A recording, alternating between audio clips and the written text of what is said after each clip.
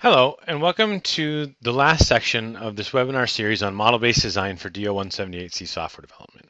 My name is Mike Anthony, and I'm an application engineer at the MathWorks.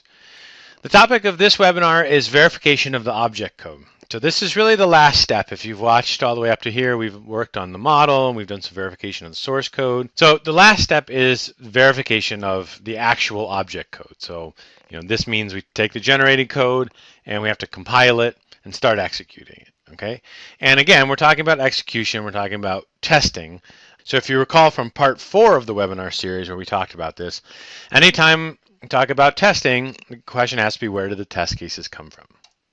So if we refer back to our workflow slide, this step is really all about compiling the source code into object code and then executing the object code. All right, and again, the question is, well, what test cases are we going to execute? And so in a traditional development process, there's really two sets of test cases that we would need to execute. So first, we need to show functional equivalence between the object code and the model. All right. Now, this is kind of your typical, what I would call low-level testing, or verification of the code against the low-level requirements. All right. The other code testing that we would need to do is verification of the object code against the high-level requirements. All right. So in a lot of cases, these are two separate steps. However, if you recall from part 4 of the webinar series, we talked in depth about the importance of being able to achieve 100% model coverage from your requirements-based tests. So remember, part 4 was all about verification of the model against the requirements. All right. And we talked about how model coverage is a good metric of completion for your model-based testing. Now, there's actually quite a bit more to it than that. So the other side effect that you get that is extremely valuable is if your requirements-based tests give you 100% model coverage, okay, then when we run those requirements-based tests against the code, if we get the same answers from the code as we did for the model, then that shows functional equivalence between the object code and the model. However, because those were our requirements-based tests, we can then also compare the outputs of the code against those expected outputs from the requirements-based tests, right? So what happens is, if your requirements-based tests give you 100% model coverage, then these two verification activities, verification of the code against the low-level requirements and verification of the code against the high-level requirements, become the same activity.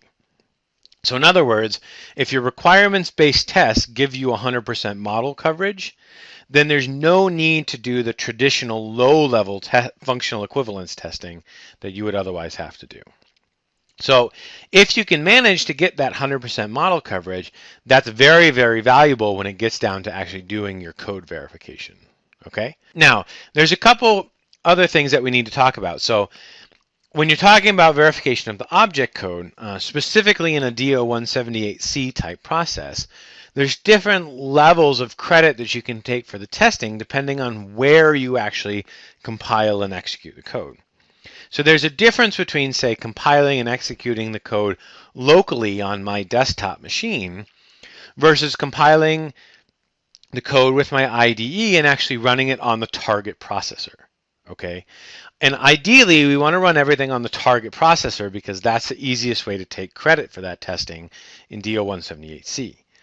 So a built-in part of embedded coder is what we call our software in the loop, or SIL testing, and then this processor in the loop, or PIL testing. Okay, and so I'll explain in detail kind of what these do, but effectively what it allows is, if I press play in the Simulink model, rather than executing the actual Simulink blocks, what I can instead do is execute the compiled generated code, either running locally, that's SIL, or if I have Simulink communicating with my IDE, and my IDE is actually connected to, say, a development board with a real processor on it, then that's processor in the loop mode. So I can effectively press play in Simulink and be executing my compiled generated code running on the target processor. Okay, so ideally that's what we'd really want to do in this situation.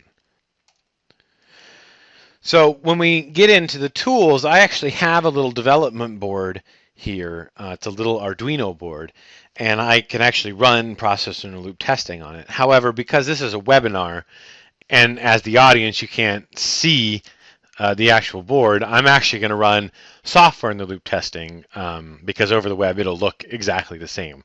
But it is important to recognize that this pill capability exists, and if you have your development board, it is definitely the way that you would want to do this testing because it enables you to take the most credit towards certification. All right, because you're actually running the object code on the target processor. So the other thing that's worth noting is that while we're doing this testing, so we talked about using our requirements-based test that gave us 100% model coverage.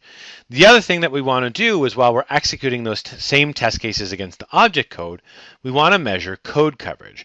Because in the end, we do need to show that we can get 100% code coverage. And again, the level of coverage you need to show depends on the level of certification you're trying to achieve. We're going to pretend that we're in a level A process, and therefore we need to show 100% MCDC coverage of the generated code, right? And ideally, the test vectors that gave us 100% model coverage will also give us 100% code coverage. And most of the time that's true. However, we do need to check it because, again, model coverage and code coverage are not guaranteed to be the same thing. So if we jump into the tools, again, we're going to use exactly the same model that we've been using throughout the webinar series, okay? And one of the really nice things about this is, if you recall from part 4, we created that Simulink report generator file to execute our test cases. We're actually going to be able to reuse that directly in order to be able to test our compiled generated code.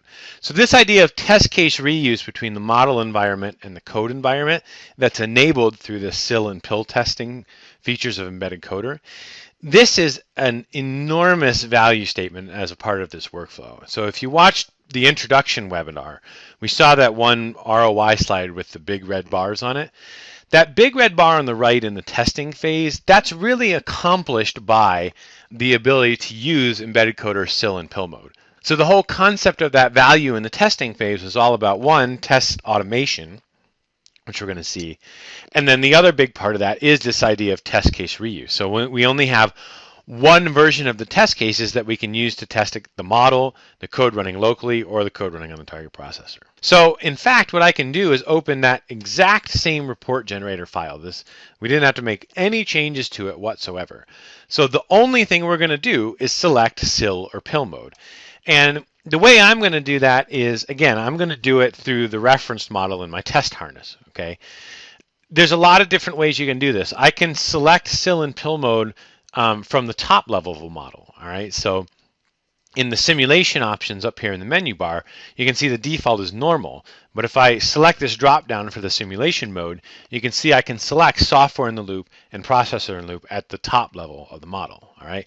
What I'm going to do is actually set it so if you right click on a reference model, you can actually control this at the reference model level. All right. So if I open up the model reference block parameters, you can see that for each reference model, I can select normal, accelerator, SIL, and PIL. All right, so I'm going to actually select SIL in this example, and that will effectively run the generated code from the model under test, compiled and running locally. Okay, and again, for a DO178C process, we really want to have this in PIL mode. I'm simply using SIL because showing PIL mode over a webinar doesn't really work that well. All right. So I'll set this up as SIL, and then effectively what I'll do is just run this exact same Simulink report generator file. All right, so if I click on the lightning bolt, this will start to run. And what we're doing is we're comparing the outputs of now the code compiled and running locally against the expected outputs from our Excel spreadsheet of requirements-based tests. Okay, so we already showed that the model gave us the same behavior as those expected outputs. So if we can show that the code gives us the same behavior as those expected outputs, then by definition, the code and the model are giving us the same answers. And because those test cases gave us 100% model coverage, then we can also claim that the code and the model are functionally equivalent in every possible case. So that's the philosophy behind what we're doing right now.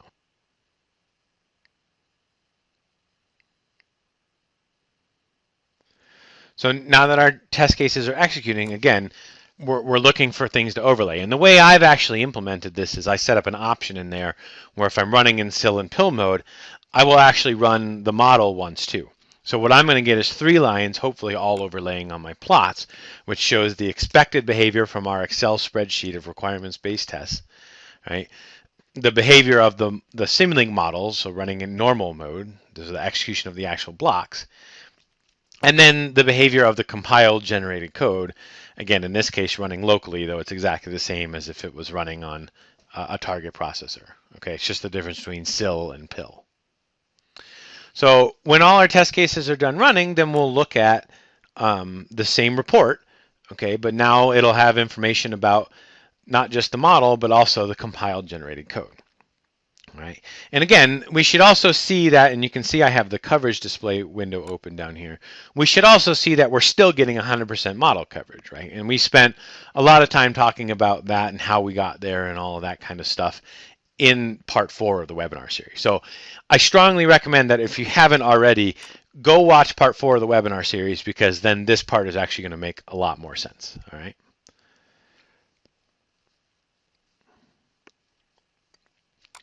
So it's also worth noting, as you can probably tell, that when you are running in SIL and PIL mode, it is quite a bit slower.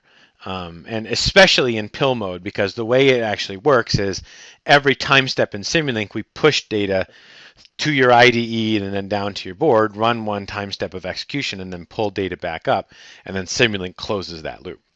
So it actually can take quite a bit longer, depending on what that communication path between Simulink and your processor actually looks like. All right. So when you're done, first we can see that we have 100% model coverage. So I'll close that model coverage window. And then if we look at our functional testing report, so again, we can scroll down and we'll see that now for each test iteration, so this is test 1. So the first table here is the inputs. This is exactly what was in our Excel spreadsheet. These were the expected outputs based on what's in our Excel spreadsheet. The second table is what we got out of the Simulink model, so executing in normal mode, actually executing the Simulink blocks. And then the third table is the results from the compiled generated code, in this case running locally. And again, if we look at the plot, you can see that all 3 lines are overlaying. And that's what we want, because if we can show that for every possible case, so if we scroll down to the very bottom,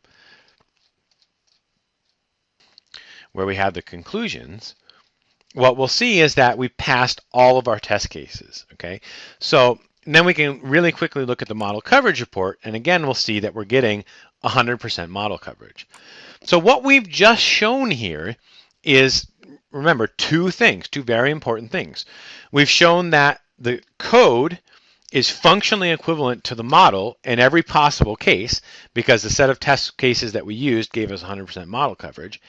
And because those test cases we used were our high-level requirements-based tests, we've also shown that the compiled generated code meets our high-level requirements. So again, effectively in one step, we did both verification against the low-level requirements and verification against the high-level requirements. Okay, and eliminating that need to do separate, more detailed verification against the low-level requirements is a huge value add, because you can spend a lot of time in that particular step doing that very, very low-level testing if you have to.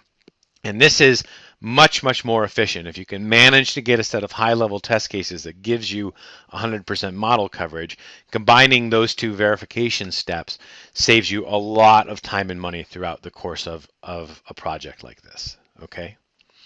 So effectively, this shows that our compiled generated code is correct, it's meeting our requirements, everything is good, okay? But as I said, there's kind of one more thing that we really need to look at, and that's this notion of code coverage, all right? So let's look at that. And Embedded Coder actually supports an integration with several third-party code coverage tools, okay? So the MathWorks does not have a code coverage tool, but we actually integrate with some of the most popular third-party code coverage tools. So if I open up our configuration parameters window, what we can see is in code generation, on the verification tab, you'll see there's the subsection here on code coverage for SIL or PIL. All right. And underneath here, the two that we support out of the box are Bullseye and LDRA. So Bullseye and LDRA are not the only third-party tools we support. They're the only ones that we support out of the box. However, it's very possible to do this integration with other third-party code coverage tools as well, something like VectorCast or something like that. You simply have to write that integration between Embedded Coder and that third-party code coverage tool yourself using the ERT hook file. And there's actually lots of good examples in the documentation about how to use that hook file. So this is an activity that is actually not that difficult. I've actually done it once before myself. It's really not that challenging. Okay, you just have to understand how that third-party code coverage tool actually does its verification. Does it instrument the code, or is it a compiler interceptor, or so on and so forth? Okay, but I'm going to make use of this built-in integration with LDRA. Okay, so you can see I can just select that, and then I can configure this. And so this just, I have to point to where I have LDRA installed and all that kind of stuff. So I actually have this all set up already. So I'll just click this little link here, and that essentially does the same thing. All right. And then what do? So I need to run my test cases again. But how do I run my test cases? Well, I'm going to use exactly that same Simulink report generator file. Okay. So the only thing I've done is just tell Embedded Coder, hey, this time I want you to communicate with LDRA so that you can instrument the generated code, so that while running, we can get a measure of code coverage. All right, so I'll hit the lightning bolt and get this started. And again, we are going to get exactly the same answers as we got before that we just looked at, right? Unless for some reason the code coverage tool changes the behavior of the code, which it shouldn't. But it's actually really nice that we can do this with kind of one click of the button, if you will, because when we're done with this, not only will we be able to see what our code coverage is, but we'll also be able to identify the fact that by instrumenting the code in order to try to measure coverage, we didn't change the behavior of the code. So that's kind of one of these discussions that you always have in these kind of rigorous workflows about, in some cases you have to change the code in order to test the code, but then you're not testing what's actually going to be deployed, and so is that acceptable? This actually completely eliminates the need to have that conversation, at least from the code coverage perspective.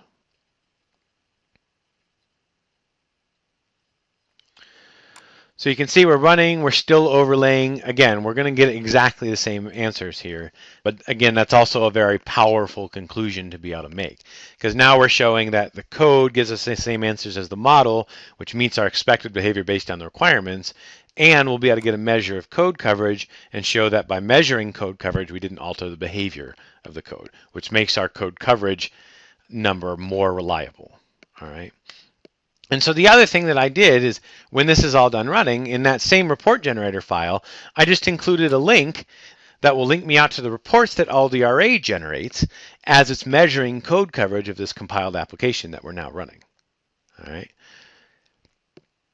So again, this is a really good example of this idea of test case reuse. Okay, because really think about this. We've kind of fully automated this test process, and it's the same report generator file and the same test cases, and we're able to perform all this testing on the model blocks, the code running locally, the code running on a target processor, instrumented code running locally, so on and so forth. It's worth mentioning that ideally, what you'd really want to do in this step is actually be using pill mode. And we talked about that when we were just running the requirements-based test, because if we can show the code running on the target processor meeting our requirements, it's actually easier to take credit for that. Ideally, you also want to run the instrumented code on the target processor, if at all possible. Now that gets a little bit more complicated because it depends on your IDE and the board you're using, and whether that IDE supports a file structure on the target, so on and so forth. So there's actually a little bit of work that you would have to do in your third-party code coverage tool to get that to work with our pill mode. In other words, to get it to work running on the target processor. However, this is something that those tools have been used to do for a very long time, and so that's certainly not something that should be overly challenging to set up. All right. So when we're done, again, if we look at our test report, and I'll just scroll all the way down to the bottom, right, we'll see that we're still passing all of our tests. So this means that the instrumented generated code gave us the same answers as the model, which gave us the same answers as the expected outputs in our Excel spreadsheet of requirements-based tests, right? And so this also effectively shows that by instrumenting the code, we didn't change the behavior of the code. All right, we're still getting 100% model coverage. That hasn't changed. So the other thing that we want to look at is the code coverage. All right, and so you can see I've just included links here to the code coverage report that LDRA will generate that discusses the amount of code coverage that we're actually able to achieve with these test cases. And again, what we really want to see here is 100%. Okay, and so what LDRA in this case measures, it depends on how you set up the options. I set up an LDRA that I was interested in DO178B level A, which is kind of their one of their built-in preferences. And so this will look at MCDC coverage, which is what I really care about. And so if we scroll down, what you'll see is that I'm actually not getting 100% coverage. All right. It looks like I'm getting 100% MCDC coverage, but I'm not getting 100% statement coverage, and I'm not getting 100% branch coverage. All right. And the reason I'm not is it looks like it's inside this logic underscore controller. Okay. So if I click on this, right, then we can actually look at, and again, this is an LDRA report, and you can see that they've instrumented, they've instrumented the generated code, and then they give us information about what's been covered and what hasn't. And one of the really nice things about our built-in integration with LDRA is we actually can take this report and wrap it back in with our code generation report. All right, so that what happens is you actually get our code generation report with all of the hyperlinks for model to code and code to model traceability being active, and then we put all the coverage information from LDRA right up at the top here, and you can see that we actually use their instrumentation to understand, of all the functional lines of code in here, what was covered and what is not covered. Okay, and so if we scroll down, what we'll actually be able to see is that right here, you can see that these are the functional lines of code that we were unable to cover. So we were unable to get full statement and branch coverage. Okay, and if you look at this, what this is the discrete time integrator. All right, so again, we can use the code to model traceability. So if I click, we can see that the code that we were unable to cover is actually coming from this discrete time integrator. And again, if you remember back to part 4, we put this discrete time integrator in here to resolve an issue that we were having with integrator windup when we had basically built our own integrator with a unit delay block and a feedback loop. Okay, and if we look really carefully at what's happening here, is that where we're unable to actually get coverage is in this statement right here. So if the discrete time integrator initial condition loading.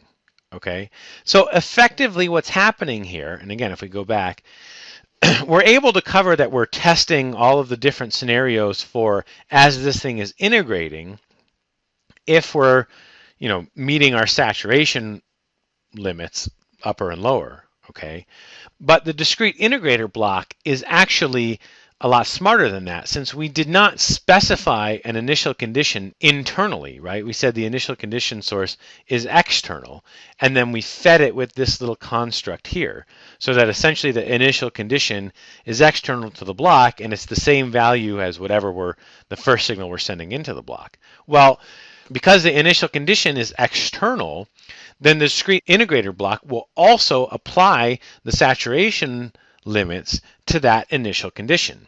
And otherwise, if this external initial condition was 100, the block would properly and correctly saturate that to 90. And that's effectively what this code in here is doing. However, we don't have a test case that exercised that, because in the model, that wasn't a situation that we actually needed to test. So this is a good example, actually, of one instance where code coverage and model coverage are not equivalent. And it has everything to do with how that discrete integrator block with embedded coder is generating very safe code that properly takes care of all possible instances of where that built-in saturation might need to be applied. All right. So that leaves us in the situation where now we need to decide, what do we do about this, right? We have to be able to get 100% code coverage. That's absolutely required. And so again, this is a similar conversation to the one that we had in the fourth webinar when we were talking about model verification. All right. So there's only a couple different things that we could do. So one thing we could do is come up with a new test case. All right. So again, we know that this code comes from this block. We know that this block partially or completely is satisfying this requirement. All right. So we know for requirement 1.2.3, so we could then go and open our Excel spreadsheet and either augment or write a second test case associated with requirement 1.2.3 that will basically not give us any additional coverage or have any effect on the model, but will exist solely so that when we run our suite of test cases against the code, we would also get 100% code coverage. Okay, so that's one option. One option is we could just go write the extra test cases we need. And that's actually probably going to be the most common way to resolve an issue like this, because in the rare cases where you do see this kind of behavior, again, it's going to be something similar to this where you're getting these constructs in the code that didn't really have any meaning in the model environment. Okay, so by far probably the easiest and most common way you're going to resolve this kind of discrepancy between model coverage and code coverage is by simply authoring that extra test case you need to exercise the uncovered part of the code, and then just keep that as part of your suite of tests that you would run against both the model and the code. Okay. The other option is we could actually go back and say, well, maybe there's a better modeling construct that we should use that doesn't exhibit this behavior. And personally, this can be a little bit more labor intensive, but I would prefer this way. So what I would do is say, well, perhaps what we've done is use a model construct that's not necessarily desirable. And so maybe there's a better way to model things such that there will be no discrepancy between model coverage and code coverage. And so that's my personal preference, is to actually create a modeling style that prevents these kind of discrepancies between model coverage and code coverage. But again, it's personal preference whether you just want to have extra test cases for the code or whether you want to develop a modeling style that supports equivalence between model coverage and code coverage. Okay, so we're going to go through this example assuming the latter, which is let's go back into the model and understand what we could do in the model to prevent there from being a difference between code coverage and model coverage. So again, this goes back to this discrete time integrator block. Okay, and as we saw, the root cause of this is really from the fact that we've used this kind of admittedly odd construct of setting this with an external initial condition that's the same signal as the one that we're actually integrating. And so what I would say is that this is probably an undesirable modeling pattern. Okay, so what we really would want to do is, first of all, write a model advisor rule that says every time you find a discrete time integrator block, ensure that you're not using the external initial condition option, right? This one, initial condition source external. Or you could even say that initial condition source external is acceptable, but then you have to ensure that the signal that's actually feeding the external initial condition source is not the same as the signal that's feeding the actual integrator, right? Both of those model advisor rules are relatively easy to write, so it's kind of up to you. You just have to figure out which use case of the discrete time integrator block is acceptable to you, and then write the corresponding model advisor rule to just ensure that you don't get this particular behavior. But then we have to figure out a way to basically fix this. And so again, this is kind of it depends on your use case. There's probably some embedded software type considerations about how this embedded system is going to boot up and so on and so forth that should come into play here whenever you're talking about initial conditions. The way that I'm going to do this is I'm actually going to just completely change how I'm doing this model. And funny enough, I'm actually going to change this back to something that looks much more similar to what we actually started with in the beginning, which is a construct that builds my own integrator using a unit delay in a feedback loop. Okay, and we'll recall that this was the construct that we got in trouble with because of integrator windup. All right, so this looks very similar to the model that we started with in the very beginning. However, there's a difference. Now, how do we know what that difference is? Well, a really good way would be, let's use the Simulink report generator feature of XML comparison. All right, and we can actually compare the two model files. All right, so what I'm going to do is, under analysis, I can say compare Simulink XML files. And so the first one will be populated with this, and I want to compare it to, and I can go back and find that model that we actually started with. And so again, this is a feature of Simulink report generator, and it's actually going to do a comparison between these two files. All right, and then it'll be able to illustrate what the differences were. And so if we look inside of here, we'll see that, and it looks like there's some differences in our configuration settings. But as far as the blocks themselves go, you can see there's actually quite a few differences between the models. All right. And the big one, which is apparent if we just look at them, right, is this switch block. All right, so it's highlighted in green because that indicates that this block exists in the left model and doesn't exist in the right model.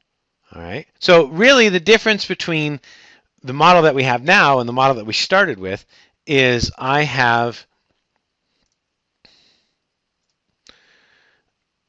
used this switch block to effectively eliminate the issue that we had with integrator windup. Right? So what this says is if we're in the frame, then we want to calculate. If the ball is not in frame, then we're just going to feed this basic integrator with 0, and that prevents that integrator windup issue that we saw before. All right. So now we changed our model, right? We removed that discrete time integrator block, and we replaced it with this construct of a unit delay and a feedback loop. So what do we need to do? Well, first of all, we need to rerun our requirements-based tests on the model to make sure that the model is meeting all of our requirements. Second, we need to measure model coverage, right, to make sure that with this new construct, those requirements-based tests still give us 100% model coverage. Then we need to regenerate the code. In theory, we really need to rerun polyspace, rerun Simulink Code Inspector. I'm not going to do that right now.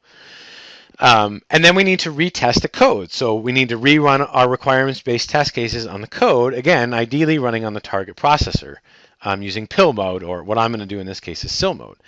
And so this is a good illustration of why there's so much value in that idea of test case reuse, because I made a change in the model. And what I'm going to do is use that same Simulink report generator file and just redo all of my regression testing at the model level and at the code level at the same time, right? And as long as the results say that those test vectors still give us 100% model coverage, then they're still valid to use to ensure that I'm getting the same answers from the code as the model in every possible case, and they're sufficient to test the code against my high-level requirements.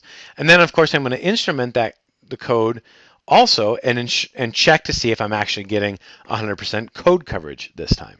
All right. So all of that happens with this basically one click of the button, or the one execution of that Simulink report generator file that we constructed. So I can't overemphasize the value that what's going on right now actually provides you in a real DO178C type project. The ability to repeat all of those verification steps, right, and all of that regression testing in effectively one button click, it's huge, because when you think about it, I mean, we're going through this example workflow in a very linear manner, but on a real program, kind of like what we've seen here, you're going to have to iterate through all of these steps multiple times. And so enabling and allowing this level of automation without losing any rigor, while still getting all the rigor of measuring model coverage and code coverage and everything else, is hugely valuable. Right?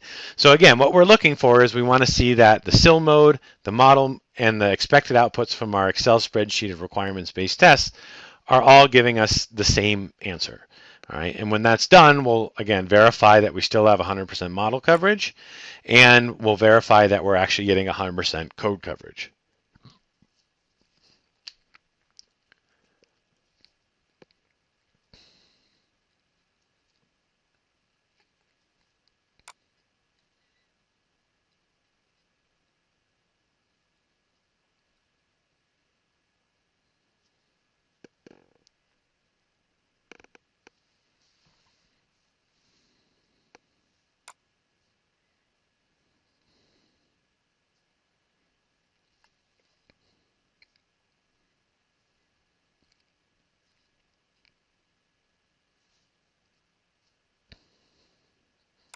All right, so we should still have 7 test cases, so we're almost done.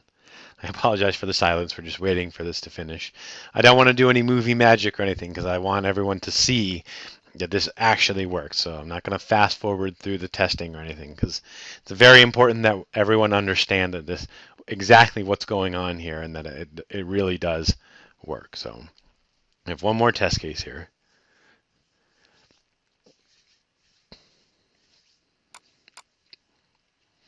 All right.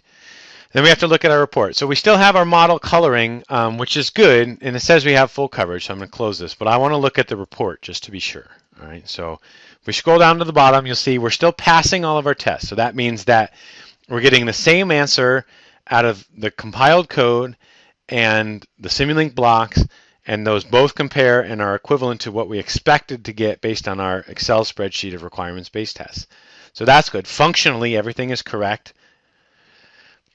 And then if we look at the model coverage report, you'll see, okay, we're still getting 100% model coverage. Okay, so the fact that we removed that discrete integrator and replaced it with the unit delay and a feedback loop, our test cases are still giving us 100% model coverage. So that's good. And then the last thing we want to look at is, again, our code coverage. Okay, and so let's just look at the overview report. All right, and again, we're still looking that we need to show 100% statement, branch, and MCDC coverage, and you can see that in this case now we are. All right, so again, now what we have is a set of test vectors that gave us 100% model coverage. We reused them on the code, and they gave us 100% code coverage. All right, so again, I glossed over a couple steps in here, but when we took the integrator block out and put the unit delay and a feedback loop in, we really needed to rerun polyspace and rerun Simulink Code Inspector, right? If you watched the 5th webinar, we really should have rerun Simulink Design Verifier as well. But the point of this is that what we've done is very quickly at least do our verification by simulation, right, and redone all of our regression testing at the model level and at the code level in a very automated way, right? And we've also now come up with a modeling style that we know supports equivalence between model coverage and code coverage.